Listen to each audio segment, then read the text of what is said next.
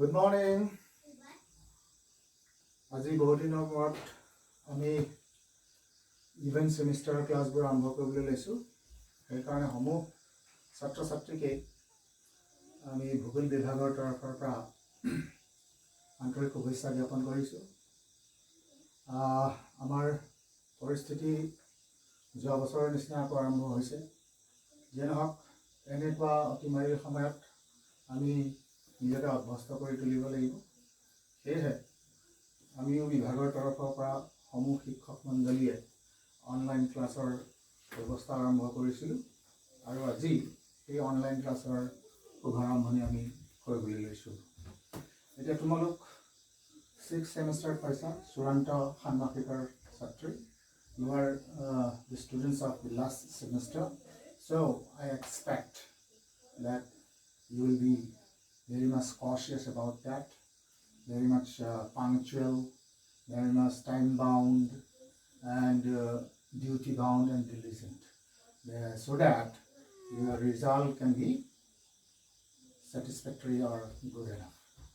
Je nohok তোমালোকে 6th চেমিষ্টাৰত 4খন theory paper পাবা আৰু 4খন প্ৰেক্টিকেল পেপাৰ পাবা। প্ৰথম পেপাৰখন regional geography of world, regional geography of world নহয়, ইণ্ডিয়া। 2 নম্বৰ পেপাৰখন থাকিব ৰিজনেল জিঅ'গ্ৰাফি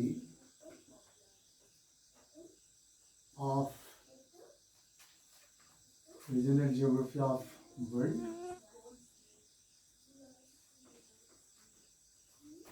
3 নম্বৰ পেপাৰখন থাকিব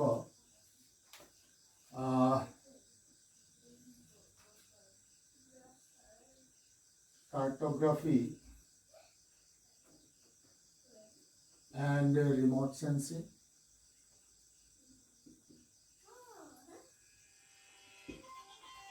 4 নম্বৰ থিয়ৰী পেপাৰখন থাকিব statistical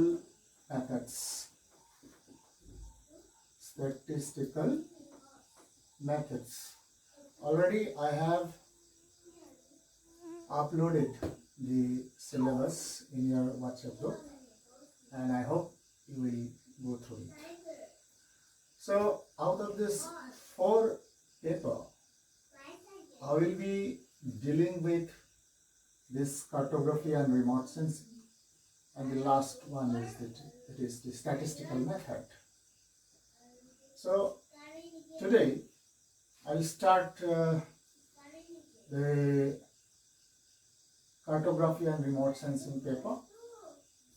In that paper, cartography, the first part is cartography and the second part is advanced cartographic methods, that is the remote sensing. So let's see what are there in this paper. I'm referring to the paper which is known as cartographic method and remote sensing.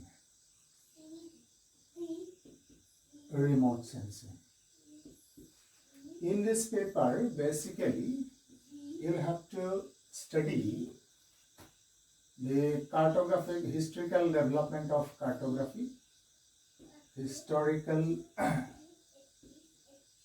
development of cartography. Second, history of map mapping, very important chapter this is. Third one is choice of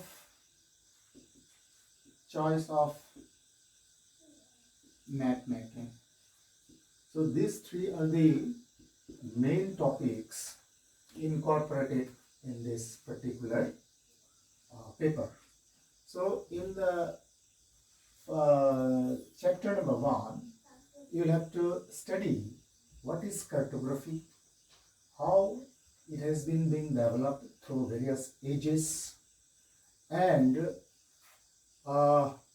different evolutionary periods through which cartography as a discipline has been being developed.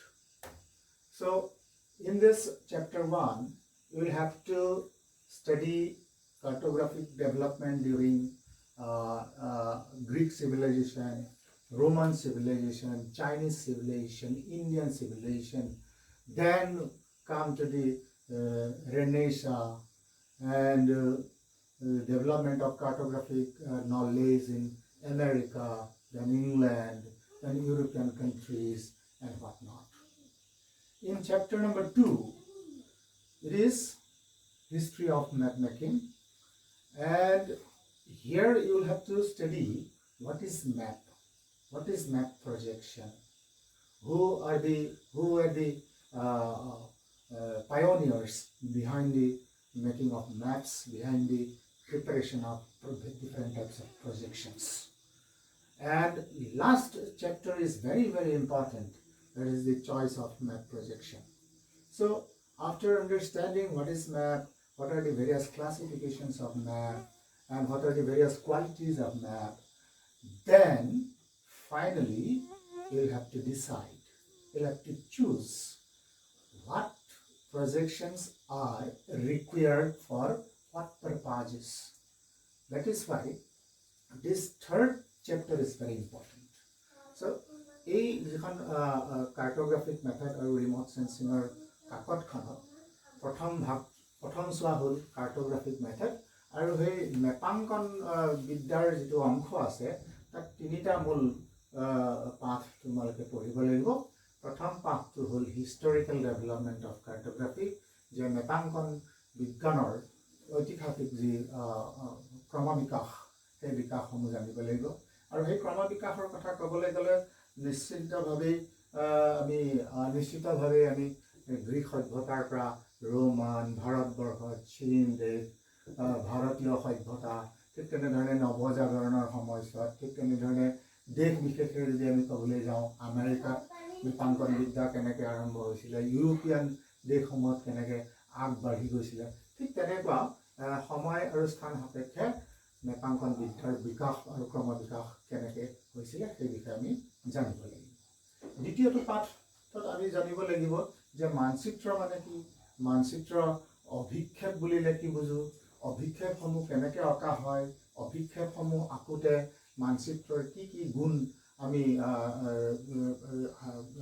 ধাৰণা, কি কি গুণ আমি ধৰি ল'ব লাগে, বা কেনেকুৱা ধৰণৰ গুণ আমি দেখা পাওঁ অভিক্ষেপসমূহত, একোটা অভিক্ষেপত আটাইকেইটা গুণ থাকিলে নে নাই, বা আটাইকেইটা গুণ আমি সন্নিৱিষ্ট কৰি ৰাখিব পাৰোঁ নাই, সেই বিষয়ে আমি মানচিত্ৰ প্ৰস্তুতকৰণৰ ক্ষেত্ৰত বা মানচিত্ৰ শ্ৰেণীকৰণৰ ক্ষেত্ৰত আমি এই দিশসমূহ চালিজাৰি চাওঁ। আটাইতকৈ গুৰুত্বপূৰ্ণ কথাটো হ'ল যে আমি যেতিয়া গম পালোঁ মানচিত্ৰ মানে কি, অভিক্ষেপ মানে কি, অভিক্ষেপসমূহৰ গুণসমূহ কি বা চৰিত্ৰ বা বৈশিষ্ট্যসমূহ কি, সেইবোৰ জনাৰ পিছত আমি এতিয়া সিদ্ধান্ত ল'ব লাগিব যে কেনেকুৱা ধৰণৰ তথ্য উপস্থাপন কৰিবলৈ কেনেকুৱা ধৰণৰ মানচিত্ৰ অভিক্ষেপ প্ৰয়োজন হয়। উদাহৰণস্বৰূপে সামুদ্ৰিক সোঁত, গোটেই বিশ্বৰ সামুদ্ৰিক সোঁত যদি আমি সোঁতৰ মানচিত্ৰ এখন প্ৰস্তুত কৰিবলৈ যাওঁ, তেনেহ'লে আমি কেনেকুৱা ধৰণৰ অভিক্ষেপ আমি পচন্দ কৰি লওঁ, নিৰ্বাচন কৰি লওঁ। ঠিক তেনেধৰণে যে সৰু ক্ৰান্তীয় অঞ্চলৰ সৰু সৰু দেশবিলাক বা দ্বীপপুঞ্জবিলাকক শুদ্ধভাৱে অংকন কৰিবৰ বাবে আমি কেনেকুৱা ধৰণৰ মেপ প্ৰজেকশ্যন বা মানচিত্ৰ অভিক্ষেপ নিৰ্বাচন কৰিম, সেইখিনি কথা আমি যথেষ্ট গুৰুত্ব সহকাৰে পঢ়িব লাগিব। তাৰপিছতে আমি আহোঁ ৰিম'ট চেন্সিং পাৰ্টটোত, দূৰ সংবেদনৰ যিটো অংশ আছে, দ্বিতীয় অংশ ৰিম'ট চেন্সিং। এতিয়া বিষয়টো তোমালোকৰ নতুন নহয়, কিয়নো ইতিমধ্যে উচ্চতৰ মাধ্যমিক দ্বিতীয় বৰ্ষত এই দূৰ সংবেদন বা GIS-ৰ বিষয়ে তোমালোকে ইতিমধ্যে পঢ়ি আহিছা। You have already come across with the term remote sensing and GIS in your higher secondary final year course. So, yet okanman advanced information dia hoise. Aru hey advanced information ar bitorat ami muloto ki poribo lagibo je remote sensing ki, what is remote sensing, what is remote sensing, what is GIS, what is GPS.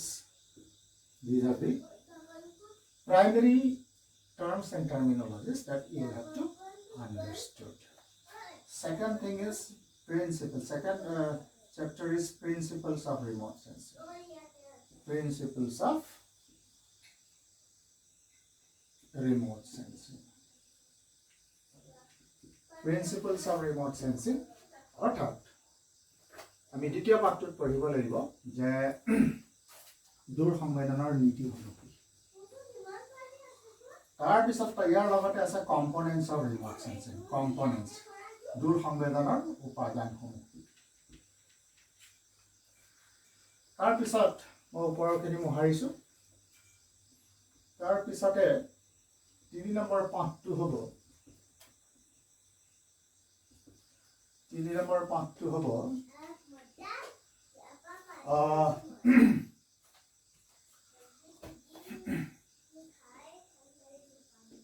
aerial aru satellite imagery to bostu tar dharana ta ami lobole বায়বীয় আৰু উপগ্ৰহীয় প্ৰতিচ্ছবি বুলি জানি কি তাৰ পাৰ্থক্য আমি বুজিব লাগিব বায়বীয় প্ৰতিচ্ছবি কেনেকুৱা হ'ব পাৰে উপগ্ৰহীয় প্ৰতিচ্ছবি কেনেকুৱা হ'ব পাৰে আৰু এই প্ৰতিচ্ছবিসমূহৰ মাজত থকা প্ৰাথমিক মানে প্ৰাথমিক কি বুলি কোৱা হয় ডিফাৰেন্স পাৰ্থক্য কি আছে সেইখিনি আমি পঢ়িম তাৰ পিছতে আৰু এটা পাঠ ইয়াত সন্নিবিষ্ট হৈ আছে যে আমাৰ স্যাটেলাইট বিলাকৰ কি বুলি কোৱা হয় সেন্সৰ আৰু প্লেটফৰ্ম সেন্সৰ আৰু প্লেটফৰ্ম যে দূৰ সংবেদনত ব্যৱহৃত অন্যতম গুৰুত্বপূৰ্ণ উপাদান দুটাই হ'ল সেন্সৰ আৰু প্লেটফৰ্ম সংবেদক আৰু ভাষ্যমান তল আৰু সংবেদক কি কেই প্ৰকাৰৰ ই ভাষ্যমান তল কি ই কেই প্ৰকাৰৰ আৰু ইয়াৰ বৈশিষ্ট্যসমূহ কি so in third chapter you will have to go through what is through the concept what is aerial imagery and what is satellite imagery so these two terms are different not same so it has got distinctive characteristics and we will have to compare it and the fourth chapter is very important that is study about the sensor and platform so in the remote sensing technology sensor and platform play a significant role. What is sensor? What are the different types of sensors? With examples. Then what is platform? What are the different types of platforms? And characteristics of each types of platforms. These are very, very important aspects of this chapter number 4. So, moi bhabisu je tumaloke ei pathtur antargato ei kakotkhonor antargato বিভিন্ন পাঠসমূহৰ বিষয়ে ইতিমধ্যে অৱগত হৈছা এতিয়া আমি আহো কেতবোৰ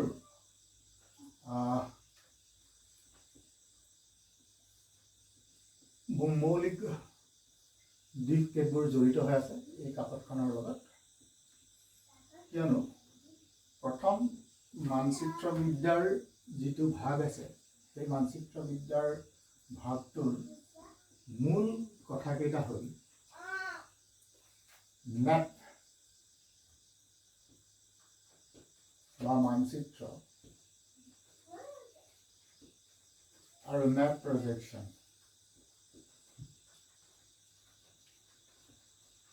মানচিত্ৰ অভিক্ষেপ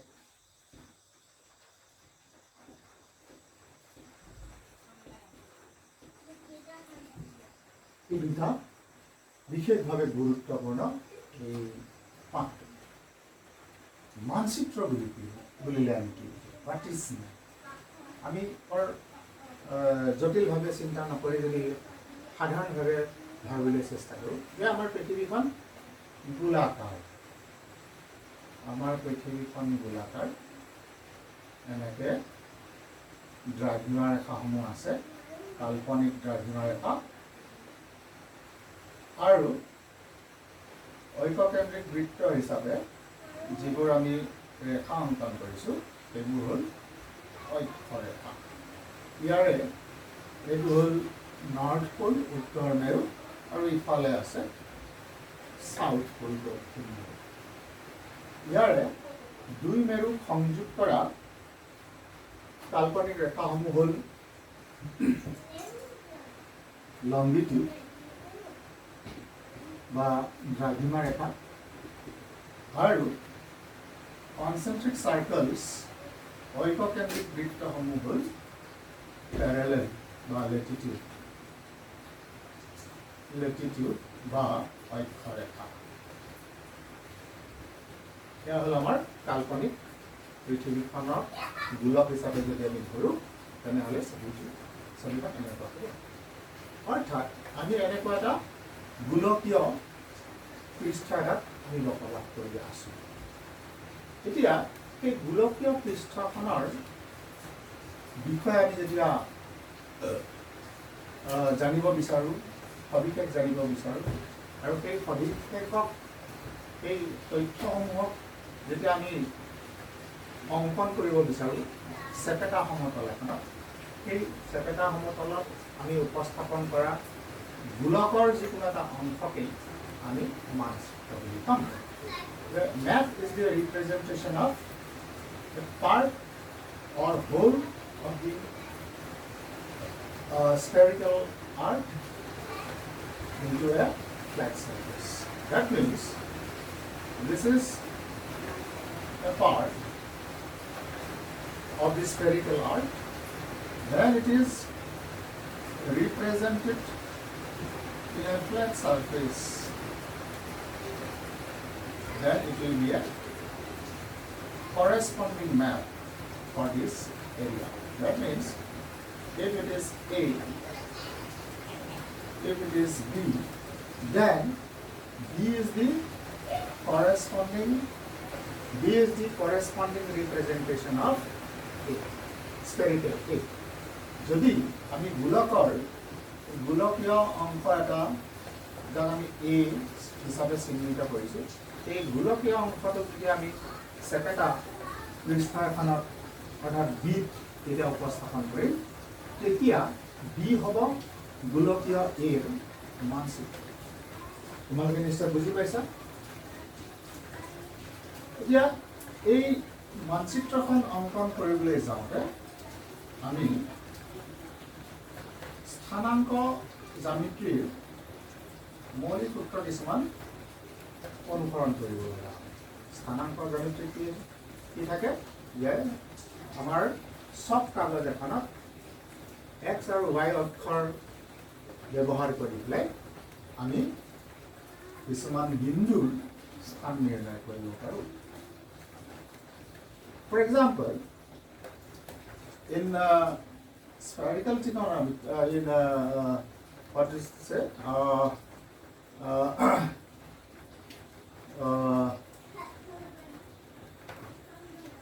In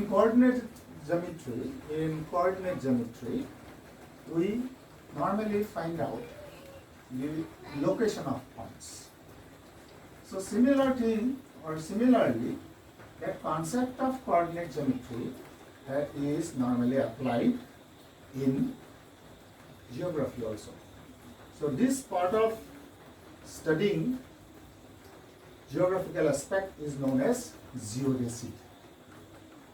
ভূগোল বিজ্ঞানত গোলকৰ বিষয়ে অধ্যয়ন কৰা বিষয়টোক জিঅ'ডেচি বুলি কোৱা হয়, আৰু সেই জিঅ'ডেচিত বিশেষতঃ এই স্থানাংক জ্যামিতিৰ বহুল প্ৰয়োগ হোৱা আমি দেখা পাওঁ। In geodesy we find the elaborative application of coordinate geometry.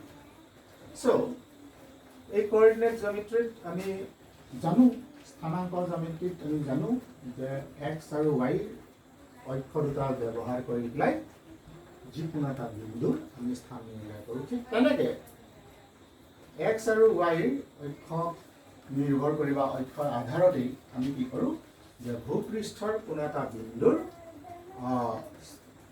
মানে অৱস্থান আমি নিৰ্ণয় কৰিব পাৰোঁ। এই ক্ষেত্ৰত x-ক আমি ধৰি লৈছোঁ, এই ক্ষেত্ৰত x-ক ধৰি লৈছোঁ আমি অক্ষৰেখা হিচাপে,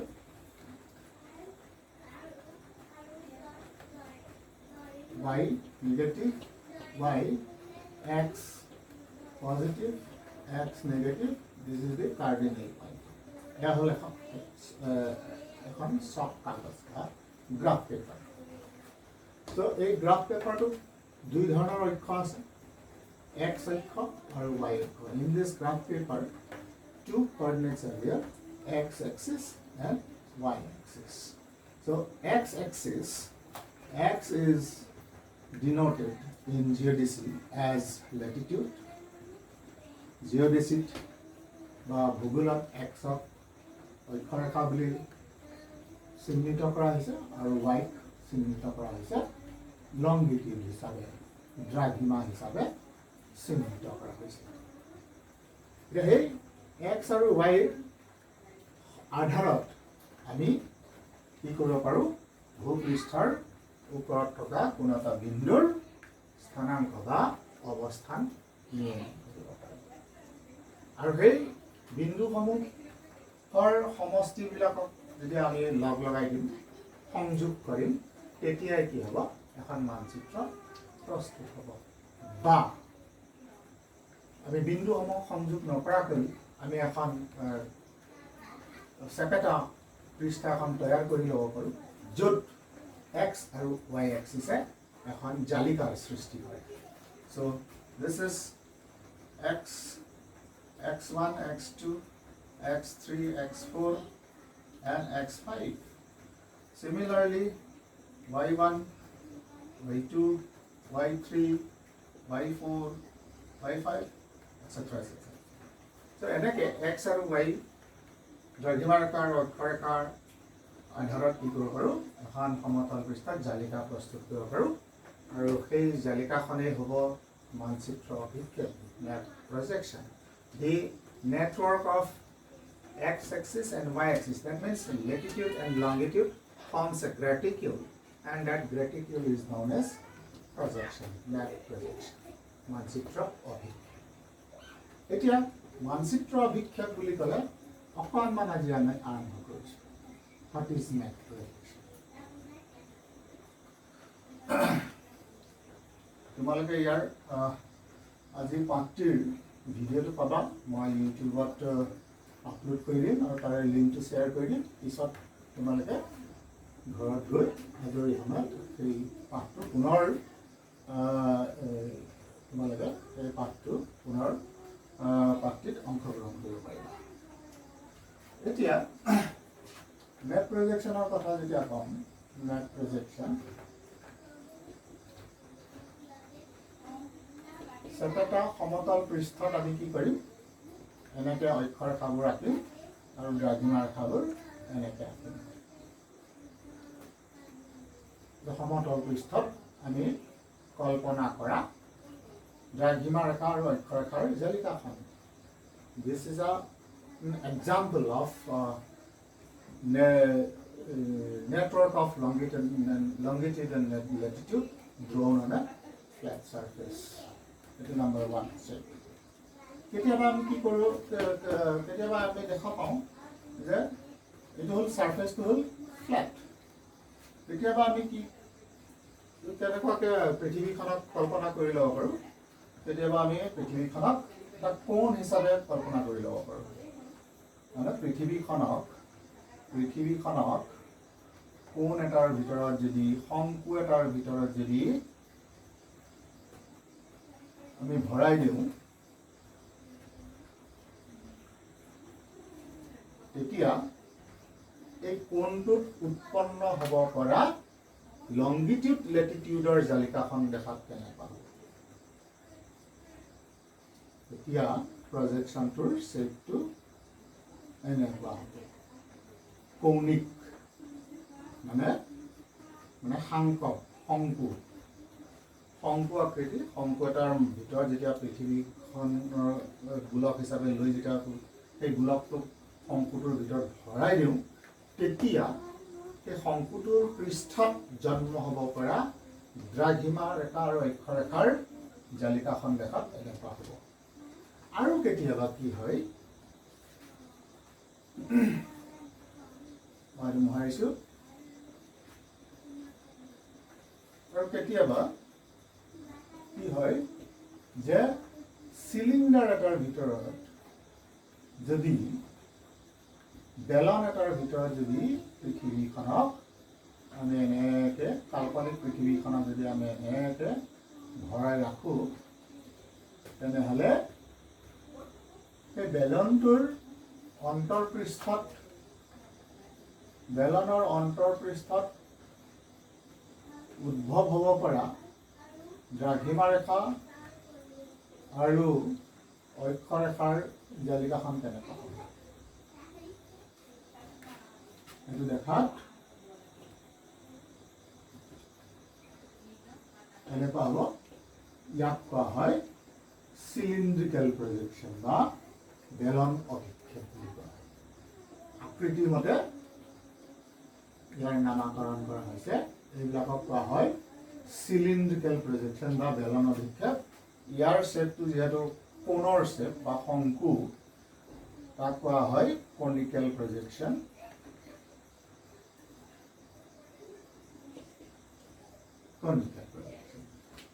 Special type of surface it has got. ইয়াৰ পৃষ্ঠ উদ্ভৱ হ'ব পৰা পৃথিৱীখনৰ কাল্পনিক যি দ্ৰাঘিমা ৰেখা আৰু অক্ষৰেখাৰ জালিকা উদ্ভৱ হ'ব পৰা পৃষ্ঠ, সেই পৃষ্ঠ ইয়াতে চিলিণ্ডাৰ আছিলে কাৰণে চিলিণ্ড্ৰিকেল বুলি কোৱা হয় আৰু ইয়াতে পৃষ্ঠটো কোণ আছিলে কাৰণে কনিকেল বুলি কোৱা হয়। ইয়াৰ উপৰি আমি টেকনিক পদ্ধতিৰ আধাৰত যেতিয়া আমি চাবলৈ যাওঁ মেপ প্ৰজেকশ্যনবোৰ কেনেকুৱা হ'ব। There are two basic methods of constructing map projection. প্ৰথমটো হ'ল perspective projection.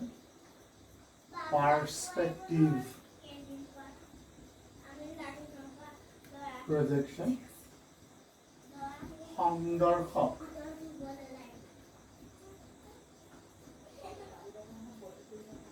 অভিক্ষেপ আৰু দ্বিতীয়টো হ'ল নন পাৰ্সপেক্টিভ প্ৰজেকশ্যন।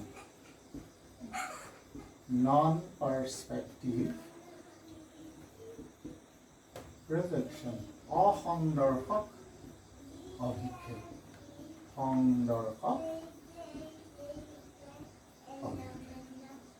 এইটো হ'ল মেপ প্ৰজেকশ্যনৰ ক্লাছিফিকেশ্যন, তাৰ বেচিক ক্লাছিফিকেশ্যন।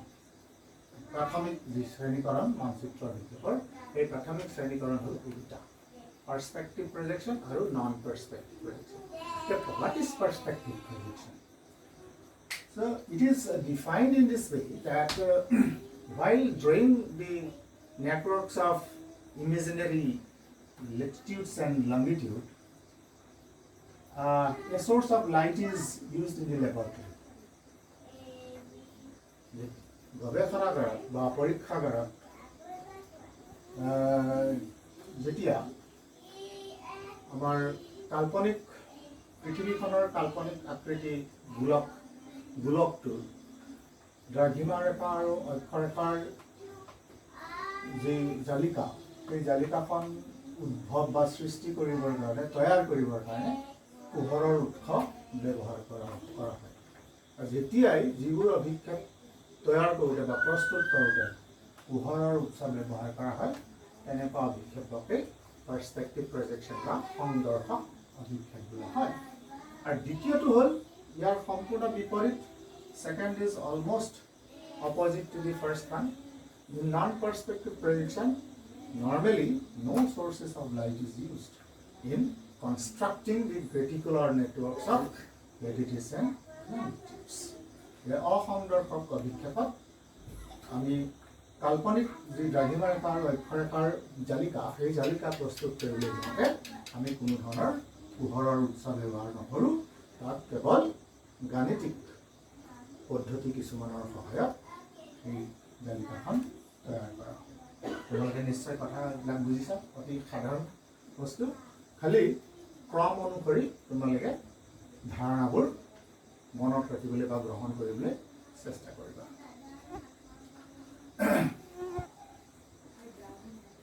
ইয়াৰ উপৰিও মেপ প্ৰজেকশ্যন বা মানচিত্ৰ অভিক্ষেপৰ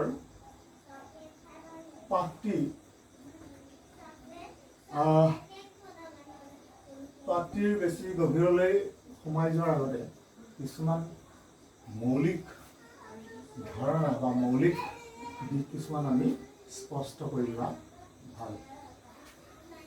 এই মৌলিক কথাকেইটা হ'ল যে যদি আমি পৃথিৱীখনক এটা বৃত্ত হিচাপে ধৰি লৈছোঁ,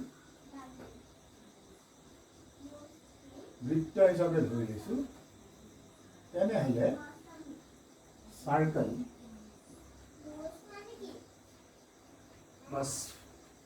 চাৰ্কল হিচাপে ধৰিছোঁ, তেনেহ'লে ইয়াৰ এৰিয়া কিমান? এৰিয়া মানে কি? What is area? চাৰ্কামফাৰেন্স পৰিধি মানে কি? কেনেকৈ নিৰ্ণয় কৰা হয় পৰিধি? ঠিক তেনেকৈ এয়া হ'ল আমাৰ 2 ডাইমেনশ্যনেল 2D পৃথিৱী, দ্বিমাত্ৰিক পৃথিৱী। ত্ৰিমাত্ৰিক পৃথিৱী 3D। যেতিয়া আমি পৃথিৱীখনক ত্ৰিমাত্ৰিক হিচাপে ভাবি লওঁ, তেনেহ'লে এই ত্ৰিমাত্ৰিক পৃথিৱীখনৰ ক্ষেত্ৰত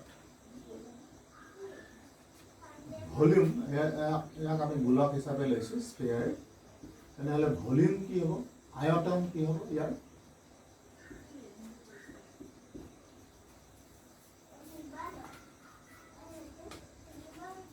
তাৰপিছত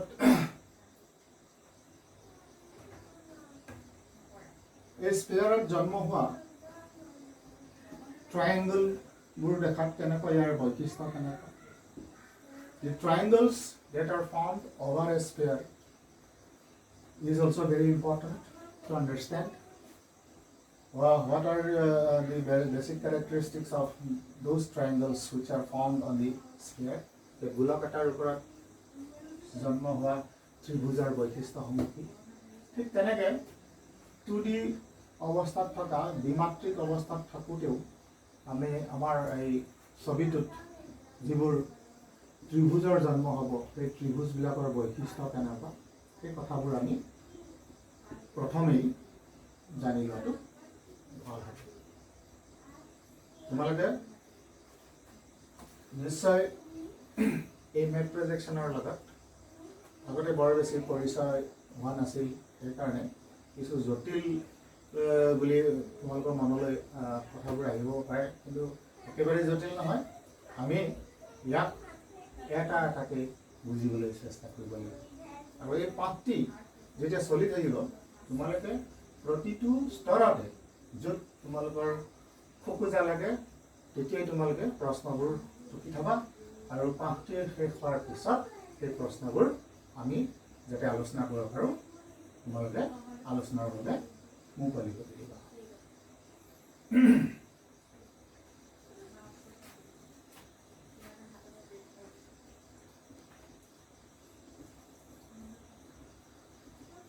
ছাত্ৰ ছাত্ৰীসকল, এতিয়া আৰু দুটামান কথা মোৰ ক'বলগীয়া আছে।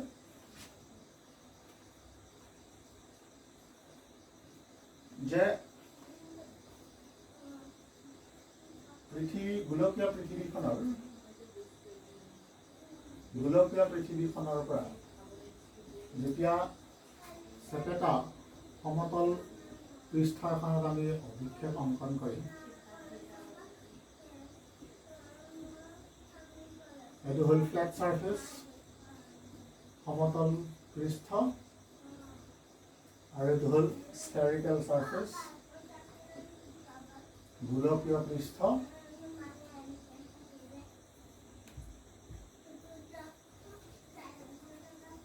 গোলকীয় পৃষ্ঠ ইয়াতে আমাৰ কেইটামান কথা জানিব লাগিব যে এই জালিকাখনত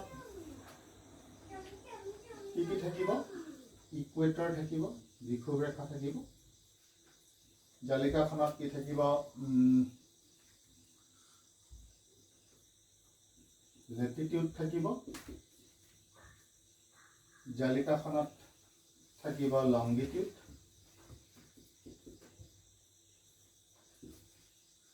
তাৰপিছত 4 নম্বৰ বৈশিষ্ট্য হ'ল spacing of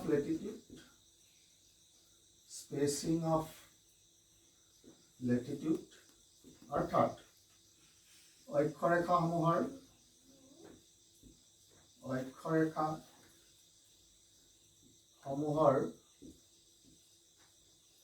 মাজৰ ব্যৱধান ঠিক তেনেকে নম্বৰ 5